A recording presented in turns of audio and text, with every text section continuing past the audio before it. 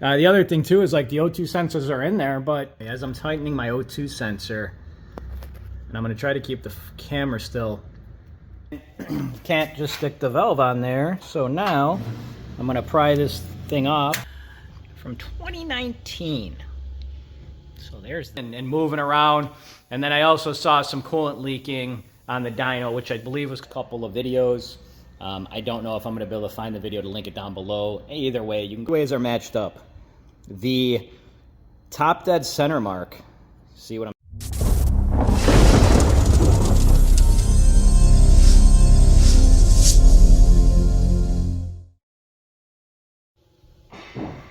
So we got this Caprice up next, and we're gonna just jump into it. I will say, last Sunday's video, I made a mention of this. I was not too happy, and I said I would update people. I'm gonna show you. I'm gonna show you why I'm not too happy, and I'm gonna give you a little bit of a background. So, originally this guy came in for a tune many months ago, and I told him what was wrong with the car and to fix the problems. Then, if I recall correctly, he came in again, or he was trying to schedule, or his dyno date was scheduled, and I had some family stuff going on that I had to take care of, and couldn't tune him on that day. So I appreciate when people can, you know, if I call you up and say, hey man, I can't do it today for whatever reason, can we reschedule? I appreciate that. So that's, I'm giving you all the background. Now, when it was first in here, I told him a couple things. His intake was loose and it was just hanging on. I have a video of that I'll insert. He's got this random power wire that has no fuse from what I can see. It's loosely just electrical taped. Nothing is hanging. There's no support on it. Okay? You go over here. We mentioned trying not to fall off the dyno lift. You can see all the electrical wiring. And the fuse box, we mentioned that it's not even bolted down. On top of that, we mentioned that from what we can see, the exhaust seemed really rough.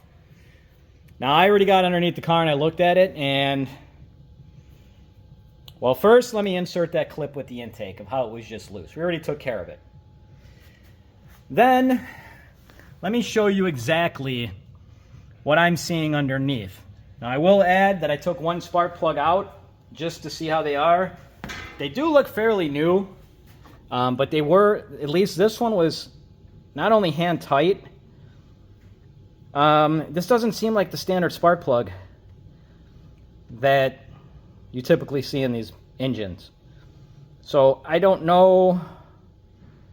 I mean, that's on him. But yeah, I don't know. So let me insert the one clip. Just show you the intake really quick before we fixed it. And let me show you what we're doing with this exhaust. I think you might want to stick around. And hold on, before I forget. And I'll try to even remember in the intro type deal. What would you do in this situation? If you told the customer that he should fix such and such, and then comes back many months later, and nothing has been fixed or touched. And the exhaust, not only were we concerned about exhaust leaks, we're concerned about performance, of course.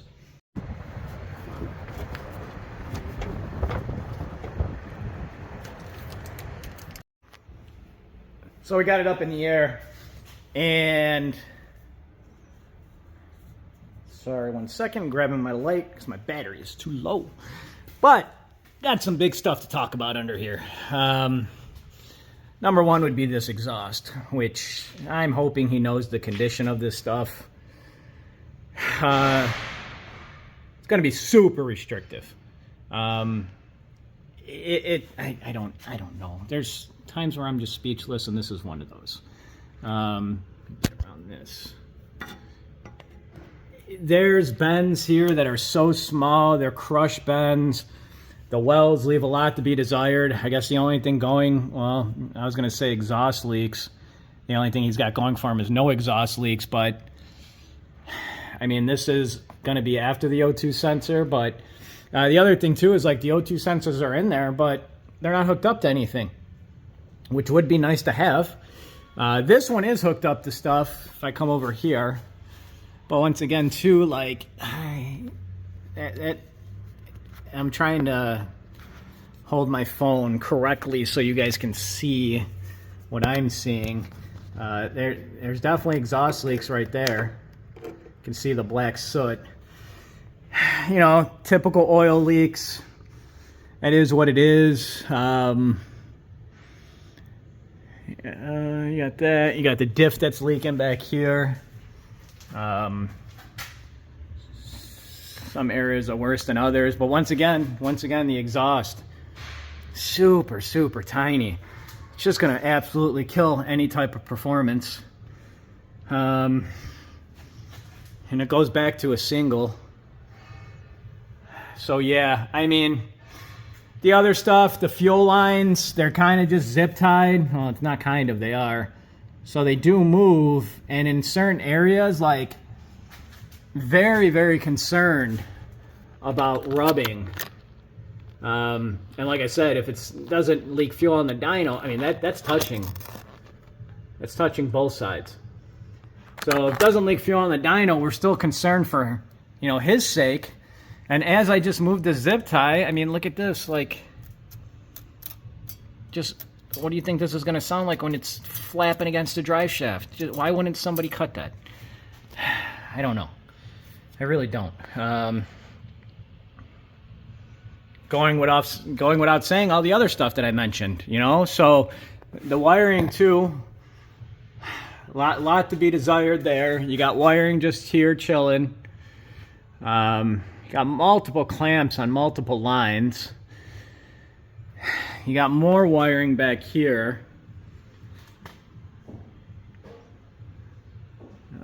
You got some rotted frames. I mean, it is what it is. I don't, you know, I don't know.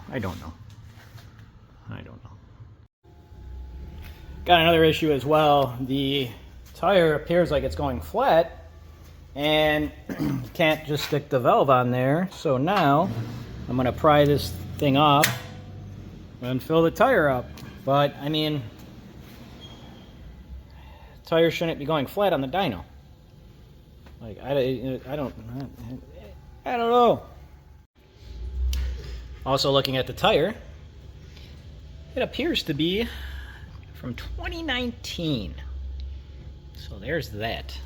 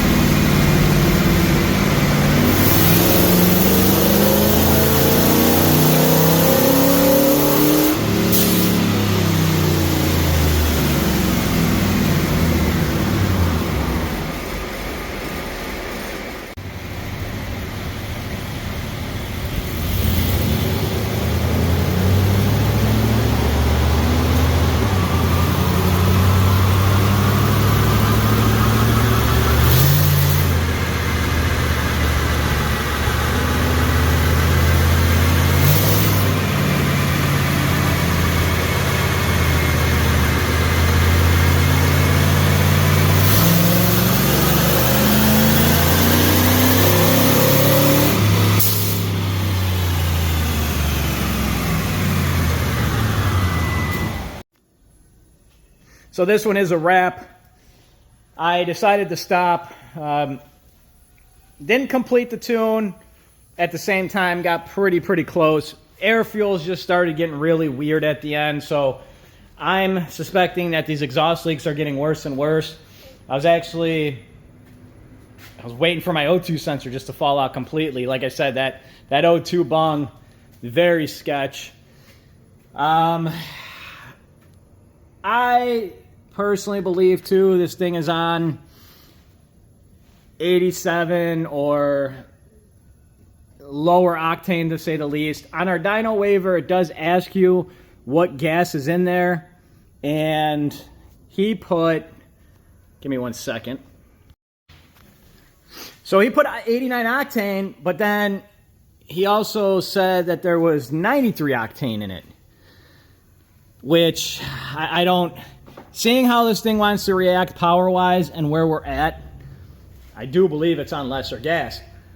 But I also will say that exhaust, and I don't like to over quote horsepower, like, or estimate it, but I want to say we're at least 30 to 50 horsepower down just from the exhaust. So the car, to begin with, when I had it up on the dyno and I started tuning it at the very, very beginning, it was running beyond lean. I mean, beyond. So I got that straightened out. And I'm just pulling my O2 sensor out, but I swear that exhaust leak is worse. I mean, I can go back in the video and look, so can you guys, but I swear there's a lot more exhaust soot that there was before. So all that black stuff.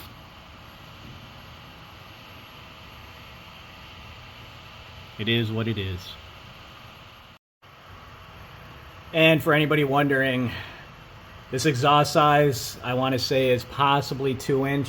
It's hard to tell in video, so I wanted to point that out. But if it is 2-inch, it's going to get crushed down to even smaller. So that flange up there looks to be about a 3-inch flange, so you can kind of see how they have it in there. And then this piece over here actually seems to be about 2.5-ish, and they can see how it's also, but yeah. So I was saying I got that straightened out, but like I said, there's room for improvement in this setup. If he's trying to get more power, we are down on power. Compared to other setups that I tune that are very similar, we're down a good amount of power. If he's looking to get more, better exhaust, fix the stuff that's wrong with it, or pay somebody to. I mean, you saw the exhaust. The other stuff too, big safety concerns, like I said, that battery cable, the fuse box that's just chilling and moving around. And then I also saw some coolant leaking on the dyno, which I believe was coming from the overflow. Something to address as well. So, I mean, realistically, it is what it is. I can only work with what I'm given. And if we turn you away and we turn you away and you don't fix the problems, what do we do? I mean, what would you do if you were in my position? You know, it is frustrating. I'd like to see, you know, our advice being taken. And, you know, we're not talking about, well, we recommend this intake because it makes more power. Let's say we're talking about a cold air intake, and you don't want to go with a cold air intake because you're worried about hydro-locking the engine. I understand that. But some of this stuff, basic stuff that needs to be addressed. So, it is what it is. On to the next one. And I will say, if you can sense my frustration in this video, I was at a loss of words. We try our best to have stuff like this be taken care of before it comes in, and it is a little bit of a downer when we see it come back like this. It really is. So, you know, I'm trying to get the most out of your car safely on the dyno, and that's the other thing too. We're not talking about, you know, when the car goes on the dyno, it should be at its peak performance. Everything should be ready. Everything should, you know, comes to maintenance. When it comes to exhaust leaks, when it comes to power cables that are just hanging, that are chilling in the engine bay, fuel lines that are pinched, and go on and on and on. So I'm grateful that nothing bad happened on the dyno, fuel leak, or anything else in that sense. Let's get on to some more footage. Okay, so just want to give you a quick update on the Caprice. He picked the keys up. He's going to pick the car up later. I spoke to him a little bit. Really, really nice guy. You know, it's unfortunate. It sounds like he just bought this vehicle a while back and then it just like sat. I was speaking to him about the gas. He did inform me that, I can't remember if he said 87 or 89 octane that was in the tank. I thought he said 87, but ultimately he didn't drain it out. He just mixed in 5 gallons of 93, which I don't believe it's full of 93. Of course it's mixed, but the question is how old is that gas and how much 93 is actually in there compared to what was in there. He didn't really know about the exhaust. I told him about the exhaust, filled him in on all the notes that I had.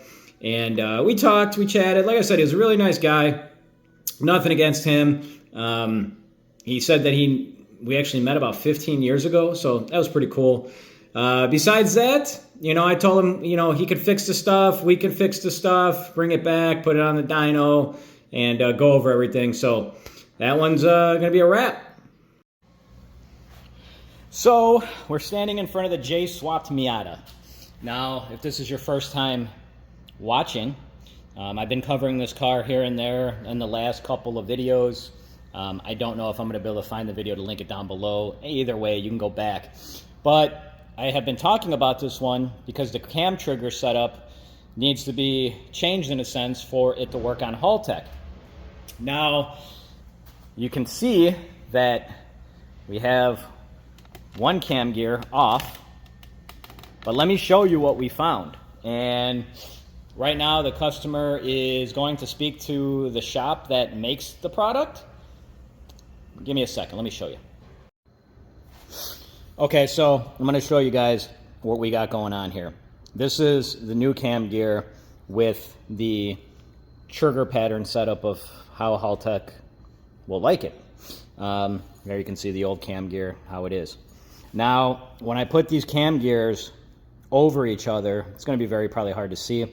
The keyway, what we're looking for is when we match the keyway up, I'm going to match it up first in person, not try to do it through the camera. Okay, so the keyways are matched up. The top dead center mark, see what I'm talking about? You can see it right there. It is off a full tooth, which is a pretty big issue.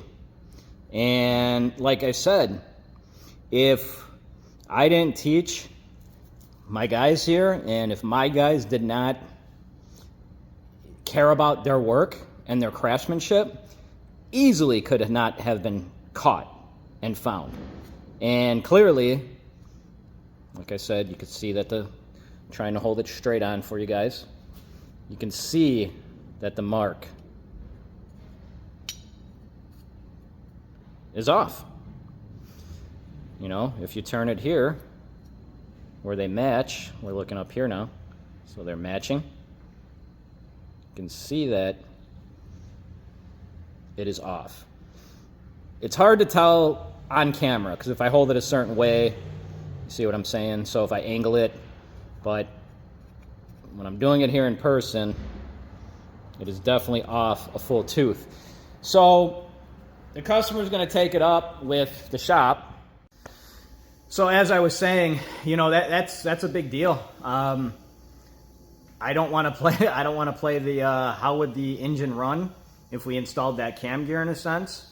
But like I said, and I was just talking to my guys, I wonder how many people have that setup and possibly don't know it and or have been struggling with it. And it's really hard to say. And,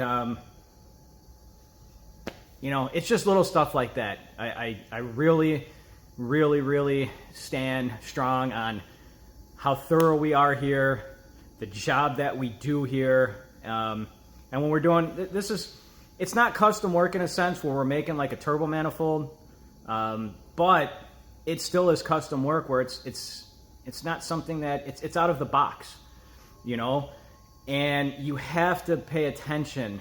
You have to, details. It's all in the details. That's what I always say here. Go the extra mile.